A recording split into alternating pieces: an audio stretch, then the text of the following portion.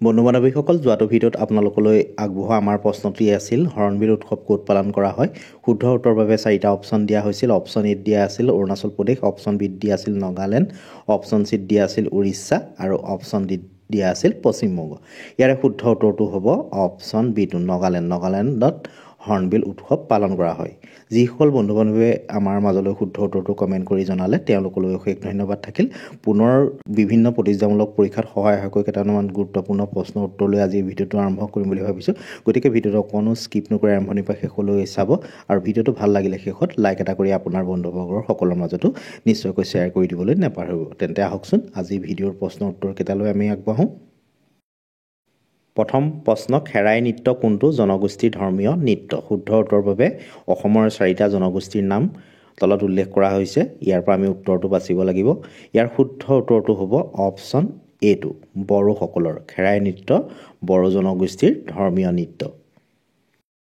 পৰৱৰ্তী প্ৰশ্ন, চান্দৱী উৎসৱ পালন কোনে কৰে? শুদ্ধ উত্তৰৰ বাবে 4টাই অপশ্যন দিয়া হৈছে, অৰ্থাৎ 4টা জনগোষ্ঠীৰ নাম উল্লেখ আছে। ইয়াৰ পৰা আমি উত্তৰটো বাচিব লাগিব। ইয়াৰ উত্তৰটো হ'ব কোনটো? অপশ্যন চিটো, ৰাভাসকলে চান্দৱী উৎসৱ পালন কৰে। পৰৱৰ্তী প্ৰশ্ন, মিৰ্জুসকলে বাঁহৰ সহায়ত কৰা নৃত্যবিধ কি? 4বিধ নৃত্য তলত উল্লেখ আছে। ইয়াৰ পৰা আমি উত্তৰটো বাচিব লাগিব। ইয়াৰ শুদ্ধ উত্তৰটো হ'ব অপশ্যন বিটো, চেৰায়ু। প্ৰথম অসমীয়া ভাষাৰ ডক্টৰেট ডিগ্ৰী লাভ কৰা ব্যক্তিগৰাকী কোন আছিল? 4টাই অপশ্যন আছে। ইয়াৰ শুদ্ধ উত্তৰটো হ'ব অপশ্যন এটো, বাণীকান্ত কাকতি প্ৰথম অসমীয়া ভাষাৰ ডক্টৰেট ডিগ্ৰী লাভ কৰা ব্যক্তি আছিল। প্ৰথম অসমীয়া বিলাতলৈ যাওঁতা কোন আছিল? মানে কোনজন অসমীয়া প্ৰথম বিলাতলৈ গৈছিল ইয়াত সোধা হৈছে। ইয়াৰ শুদ্ধ উত্তৰটো হ'ব অপশ্যন চিটো, আনন্দৰাম বৰুৱা। সাহিত্য একাডেমী বঁটা বিজয়ী প্ৰথম অসমীয়া ব্যক্তিজন কোন আছিল? সাহিত্য একাডেমী বঁটা, শুদ্ধ উত্তৰটো হ'ব অপশ্যন বিটো, যতীন্দ্ৰনাথ দুৱৰা। পৰৱৰ্তী প্ৰশ্ন, অসমৰ প্ৰথম সাহিত্যিক পেঞ্চনাৰ কোন আছিল? অসমৰ প্ৰথম সাহিত্যিক পেঞ্চনাৰ, সাহিত্যিকৰ কথা সোধা হৈছে। ইয়াৰ শুদ্ধ উত্তৰটো হ'ব অপশ্যন এটো, পদ্মনাথ গোহাঁই বৰুৱা। পৰৱৰ্তী প্ৰশ্ন, প্ৰথম অসমীয়া চুটি গল্পৰ ৰচক কোন আছিল? শুদ্ধ উত্তৰটো হ'ব অপশ্যন ডিটো, লক্ষ্মীনাথ বেজবৰুৱা। লক্ষ্মীনাথ বেজবৰুৱা প্ৰথম অসমীয়া চুটি গল্পৰ ৰচক আছিল। প্ৰথম কথা কবিতাৰ ৰচক কোন? শুদ্ধ উত্তৰটো হ'ব অপশ্যন বিটো, যতীন্দ্ৰনাথ দুৱৰা। যতীন্দ্ৰনাথ দুৱৰা প্ৰথম কথা কবিতাৰ ৰচক আছিল। পৰৱৰ্তী প্ৰশ্ন, প্ৰথম অসমীয়া অনাতাঁৰ নাটকখনৰ নাম কি আছিল? শুদ্ধ উত্তৰৰ বাবে 4টাই অপশ্যন আছে। ইয়াৰ শুদ্ধ উত্তৰটো হ'ব অপশ্যন এটো, ধৰালৈ যিদিনা নামিব সৰগ। অল ইণ্ডিয়া ৰেডিঅ' যোগে প্ৰচাৰ হোৱা প্ৰথমখন অসমীয়া অনাতাঁৰ নাটক আছিল। পূৰ্বৰ লিখিত পৰীক্ষাবিলাকত আহি থকা এটা গুৰুত্বপূৰ্ণ প্ৰশ্নটো হ'ল প্ৰথম অসমীয়া শিশু আলোচনীখনৰ নাম কি? শুদ্ধ উত্তৰৰ বাবে 4টাই অপশ্যন দিয়া আছে। ইয়াৰ শুদ্ধ উত্তৰটো হ'ব কোনটো? অপশ্যন ডিটো, ল'ৰা বন্ধু। ল'ৰা বন্ধু প্ৰথম অসমীয়া শিশু আলোচনী। আৰু এই আলোচনীখন কোনে ৰচনা কৰিছিল? কৰুণাভিৰাম বৰুৱা, আৰু বৰ্ষটো আছিলে 1888 চন।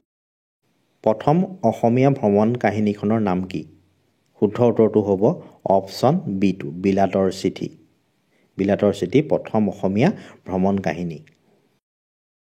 পৰৱৰ্তী এটা গুৰুত্বপূৰ্ণ প্ৰশ্ন, জ্ঞানপীঠ বঁটা বিজয়ী প্ৰথম অসমীয়া পুথিখনৰ নাম কি আছিল? ইয়াৰ শুদ্ধ উত্তৰটো হ'ব অপশ্যন চিটো, মৃত্যুঞ্জয়। মৃত্যুঞ্জয় জ্ঞানপীঠ বঁটা বিজয়ী প্ৰথম অসমীয়া পুথি। আৰু কেতিয়াবা পৰীক্ষাত আহে এই পুথিখন কোনে ৰচনা কৰিছিল বা কোনে লিখিছিল, তেতিয়া ইয়াৰ শুদ্ধ উত্তৰটো হ'ব বীৰেন্দ্ৰ কুমাৰ ভট্টাচাৰ্যই। অসম বৈভৱ বঁটা 2022 কাক প্ৰদান কৰা হয়? এটা গুৰুত্বপূৰ্ণ প্ৰশ্ন। ইয়াৰ শুদ্ধ উত্তৰটো হ'ব কোনটো?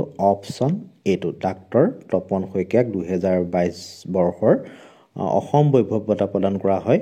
আৰু এই বঁটা 2021 চনৰ পৰা প্ৰদান কৰা হৈছিল। প্ৰথমটো বঁটা লাভ কৰিছিল বিশিষ্ট উদ্যোগপতি ৰতন টাটাই। ঠিক আছে, আমি পিছৰটো প্ৰশ্নলৈ আগবাঢ়িছোঁ।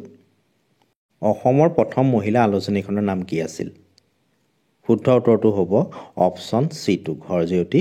ঘৰজেউতী অসমৰ প্ৰথম মহিলা আলোচনী আছিল। ডিস্কভাৰী অৱ আছাম গ্ৰন্থখনৰ লেখক কোন? ইয়াৰ শুদ্ধ উত্তৰটো হ'ব অপশ্যন এটো, সতীশ চন্দ্ৰ কাকতি ডিস্কভাৰী অৱ আছামৰ লেখক। সত্ৰ নগৰী হিচাপে কোনখন জিলাক জনা যায়? 4খন জিলাৰ কথা তলত উল্লেখ আছে। এই প্ৰশ্নটো উত্তৰ দিওঁতে প্ৰায় আমাৰ পৰীক্ষাত কনফিউজন লাগে। ইয়াৰ শুদ্ধ উত্তৰটো হ'ব অপশ্যন বিটো, বৰপেটা। বৰপেটা জিলাক সত্ৰ নগৰী হিচাপে জনা যায়। পৰৱৰ্তী প্ৰশ্ন, অসমৰ প্ৰথম মেডিকেল কলেজখনৰ নাম কি? এটা গুৰুত্বপূৰ্ণ প্ৰশ্ন। 4খন মেডিকেল কলেজৰ নাম তলত উল্লেখ আছে। ইয়াৰ পৰা আমি উত্তৰটো বাচিব লাগিব। ইয়াৰ শুদ্ধ উত্তৰটো হ'ব অপশ্যন চিটো, অসম মেডিকেল কলেজ। আৰু এই অসম মেডিকেল কলেজ ক'ত অৱস্থিত? ডিব্ৰুগড় জিলাত। তলৰ কোনখন তৈলক্ষেত্ৰ নহয়? তলত শুদ্ধ উত্তৰৰ বাবে অসমৰ 4খন স্থানৰ নাম উল্লেখ আছে। ইয়াৰ পৰা আমি বাচিব লাগিব যিখন নেকি তৈলক্ষেত্ৰ নহয়। ইয়াৰ শুদ্ধ উত্তৰটো হ'ব কোনটো? অপশ্যন এটো, লিডু। বুৰঞ্জীৰ ওপৰতো প্ৰশ্ন থাকিব বা পৰীক্ষাত প্ৰশ্ন আহে। তেনে এটি গুৰুত্বপূৰ্ণ প্ৰশ্ন হ'ল নামদাঙৰ শিলৰ সাঁকো কোনে নিৰ্মাণ কৰাইছিল? শুদ্ধ উত্তৰৰ বাবে 4টাই অপশ্যন আছে। ইয়াৰ শুদ্ধ উত্তৰটো হ'ব অপশ্যন এটো, স্বৰ্গদেউ ৰুদ্ৰসিংহই নামদাঙৰ শিলৰ সাঁকো নিৰ্মাণ কৰাইছিল। বুৰঞ্জী বিভাগৰে অন্য এটি গুৰুত্বপূৰ্ণ প্ৰশ্নটো হ'ল ইতিহাস প্ৰসিদ্ধ ৰংপুৰ নগৰৰ পৰিকল্পনা কৰা খনিকৰজনৰ নাম কি আছিল? ইয়াৰ শুদ্ধ উত্তৰটো হ'ব কোনটো? অপশ্যন চিটো, ঘনশ্যাম খনিকৰ। পৰৱৰ্তী প্ৰশ্ন, নেঘেৰিটিঙৰ শিৱদৌল কোনজন ৰজাই নিৰ্মাণ কৰাইছিল? ইয়াৰ শুদ্ধ উত্তৰটো হ'ব অপশ্যন এটো, স্বৰ্গদেউ ৰাজেশ্বৰ সিংহই নেঘেৰিটিঙৰ শিৱদৌল নিৰ্মাণ কৰাইছিল। স্বৰ্গদেউ উপাধি গ্ৰহণ কৰা প্ৰথম আহোম ৰজাজন কোন আছিল? ইয়াৰ শুদ্ধ উত্তৰটো হ'ব অপশ্যন ডিটো, চুহুংমুং। অন্য এটি গুৰুত্বপূৰ্ণ প্ৰশ্নটো হ'ল আহোম আৰু মোগলৰ মাজত হোৱা শেষ ৰণখনৰ নাম কি আছিল? ইয়াৰ শুদ্ধ উত্তৰটো হ'ব অপশ্যন বিটো, ইটাখুলি ৰণ। আহোম আৰু মোগলৰ মাজত হোৱা শেষৰখন ৰণ আছিল। কাৰ দিনত হাজোত হয়গ্ৰীৱ মাধৱ মন্দিৰ নিৰ্মাণ কৰা হৈছিল? শুদ্ধ উত্তৰৰ বাবে 4টাই অপশ্যন আছে। শংকৰদেৱ, জয়দেৱ, মাধৱদেৱ আৰু অপশ্যন ডিত দিয়া আছে ৰঘুদেৱ। ইয়াৰে শুদ্ধ উত্তৰটো হ'ব অপশ্যন ডিটো, ৰঘুদেৱ। দিল্লীক ভাৰতৰ ৰাজধানীৰ স্বীকৃতি কোন চনত প্ৰদান কৰে? ইয়াৰ শুদ্ধ উত্তৰটো হ'ব অপশ্যন ডিটো, 1931 চনত। বিভিন্ন দিৱসসমূহৰ ওপৰতো প্ৰশ্ন আহে বা পৰীক্ষাত প্ৰশ্ন আহি থাকে। তেনে এটি প্ৰশ্ন হ'ল ৰাষ্ট্ৰীয় ভোটাৰ দিৱস কেতিয়া পালন কৰা হয়? ইয়াৰ শুদ্ধ উত্তৰটো হ'ব অপশ্যন এটো, জানুৱাৰী মাহৰ 25 তাৰিখে ৰাষ্ট্ৰীয় ভোটাৰ দিৱস হিচাপে পালন কৰা হয়।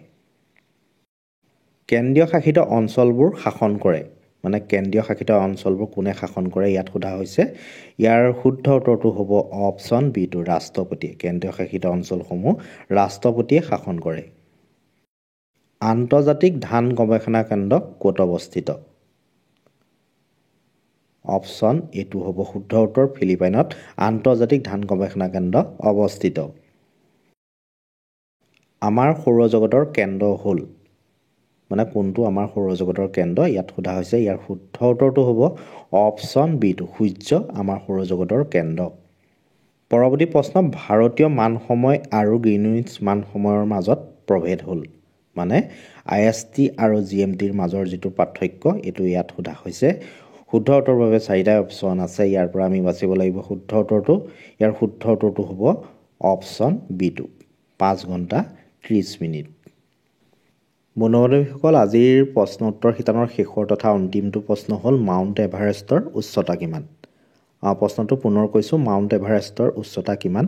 শুদ্ধ উত্তৰৰ বাবে 4টাই অপশ্যন দিয়া হৈছে। অপশ্যন এত আছে 12,000 মিটাৰ, অপশ্যন বিত দিয়া আছে 8,042 মিটাৰ, অপশ্যন চিত দিয়া আছে 8,600 মিটাৰ আৰু অপশ্যন ডিত দিয়া আছে 8,848 মিটাৰ। এই প্ৰশ্নটো শুদ্ধ উত্তৰৰ বাবে আপোনালোকৰ মাজলৈ আগবঢ়ালোঁ।